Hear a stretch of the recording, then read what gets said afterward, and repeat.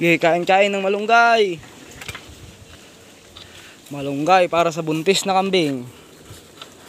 Kainin nyo yan, malunggay yan. Putol tayo ng malunggay. Kain nila. Masyado mataas to. Ganyan. Sige.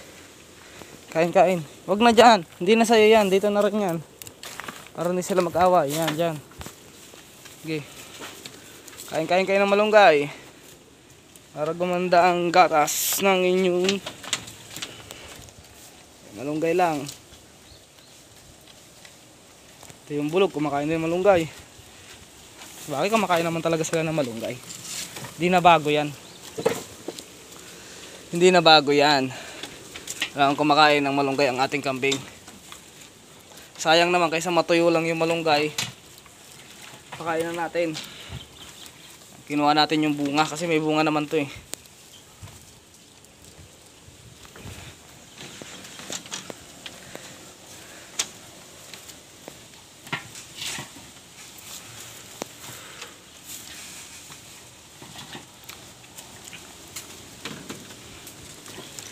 Sige.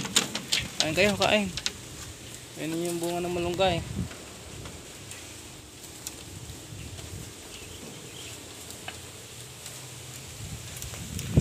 Kain. Kain sila ng malunggay. Ganda yan sa kanila, malunggay. Ayan. Bunga ng malunggay. Kain lang. All goods yan. Hoy, wag ka nang mang-away.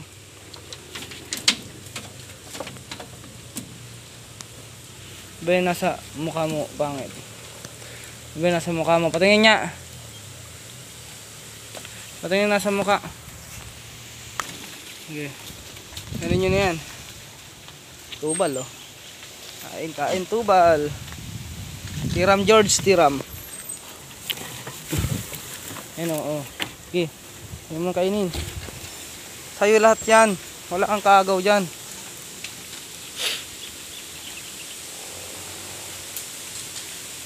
Kainin mo lahat yan. Gusto mo. Sige. Big show na si Tubal, big show. Bulugan natin. Mukha ng buntis.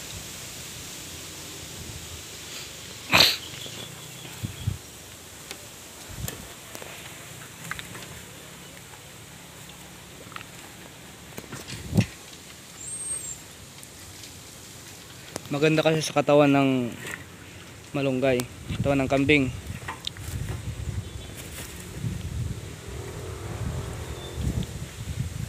Minsan lang yan mangyari sa kanila mga ka-farming dahil ang malunggay dito ay napaka-importante rin kasi kinakain din namin. So minsan lang itong mangyari. Hindi naman talaga ito yung pinapakain namin. Alam nyo sa Maynila binibili na to. Kaya napakaswerte ng mga nasa probinsya na katulad ko dahil hindi na binibili yung malunggay. Ang alam ko sa malunggay sa Maynila, 10.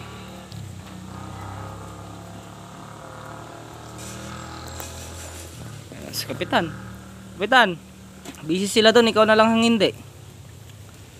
Busy sila doon, ikaw na lang hindi. Si Kapitan, kain ng malunggay. Sige. Pinutol natin yung malunggay doon oh. Yan, pinutol natin. Pinakain natin. Sige, naglalaro na naman yung dalawa, imbis na kumain. Wala kang sungay, logi ka. Ala, sige. Ala, sige. Ang harot niya, ang harot. Nakakatuwa lang panoorin. Ang harot nila.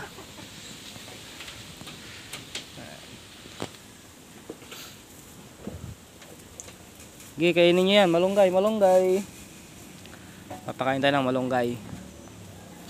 Mga anak natin oh. Ilang buwan pa, pwede nang katayin. Gumanda na rin yung katawan ng mga inahin natin. 2 months, 3 months pa, malalaki na yung tiyan nitong mga to. Anak na sila. First week ng ano ba to? First week ng May. Yan, to second week. Ayan, mga anak na po sila. Tagal-tagal pa, pero mabilis lang ang buwan, mga ka-farming.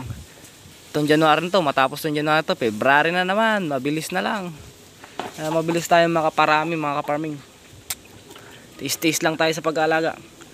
Total naman ay malawak na naman at total at breeding season talaga ngayon.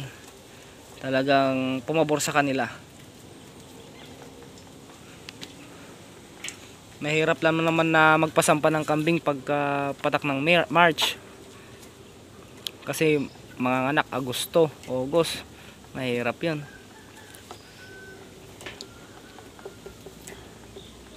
Bilis na lang naubos oh. Ubusin nyo na ubusin yan. Papaboran natin din itong mga inahin natin para kahit pa paano may konti silang nakukuha vitamins. Pag sa tag-ulan na naman mga ka-farming, mag-aano na naman tayo. Monthly na naman tayong mag-i-inject, monthly na naman tayong magba-vitamins, maglalagay din tayo ng dextrose, monthly yan, monthly. Pero sa ngayon, hindi na muna kasi mahina ang bakterya ngayon kasi mainit. Molasses lang muna tayo. Hindi muna tayo mag-i-inject sa kanila. Molasses na lang muna kasi wala pa naman mga sakit, kumbaga hindi pa naman nila masyado kailangan kasi marami pa naman damo at yung damo naman na nakain nila ay may mga benefits din sa katawan nila yon, kaya all goods pa rin mga ka-farming, diba? Ang mahirap lang naman dito March ay April, May, yun ang kahirapan din mga ka-farming. Sobrang hirap na pagka May dahil wala na naman silang mga kain. Di balit marami naman tayong mga mauutusan na pwedeng kumuha ng damo. Marami din tong mga saging yan. Kaya papansin nyo, hindi ako nagpuputol ng mga saging kasi inilalaan ko talaga yan. Nilalaan ko sa May. By January na naman, marami na naman kasi may ulan-ulan na rin yung kahit paano. Hanggat maraming pagkain na tayong nakikita mga damo, sulitin natin bigyan sila mga ka-farming. Huwag natin silang tipirin kasi darating yung May, yun mahihirap na naman tayong makuha ng damo. Kumbaga sayang lang din naman yung damo, di ba? Nakikita na natin na pwedeng kainin nila, sakatihin na natin. Kunin na natin, sakatihin natin para maibigay sa kanila para siya pang itaba nila. Diba? Kaysa matuyo lang din. Ganda ng katawan ng natin, no? Bulugan. Pinastol ko yan kanina. At akala ko uulan kanina. Karugtong lang ito ng ating vlog. Ganda ng panahon. Sayang yung 2 oras. Yan, no? Nagdedeli pa yung 2 kambing natin. Sige. Huwag mo na itapon yan.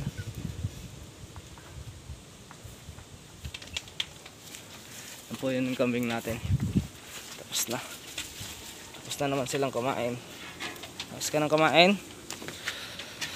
All goods na yan. All goods na yan. Alisin na natin ngayon itong damo, ay itong mga tangkay kasi maano pa nila to eh. Dito natin sa gilid. Diyan lang natin sa gilid. Ayan. Alisin natin to. Alisin na natin yung mga tangkay na iba. Natin sa gilid. Kasi siya pa na harang. Ayan. Harang yan. Parang may harang. Kaya mo na yan.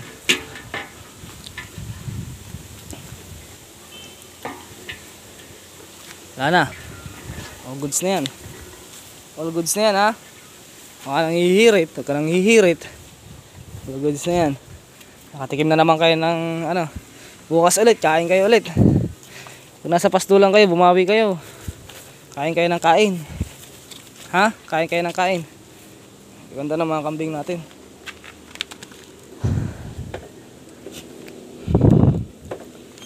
Buntis ang 5. Ayan. Yung 5 na yan. 1, 2, 3, 4, 5. Ito hindi pa. Hindi pa buntis. Ayan. Naglalagas yung kanyang balahibo. May copper deficiency. Okay lang yan.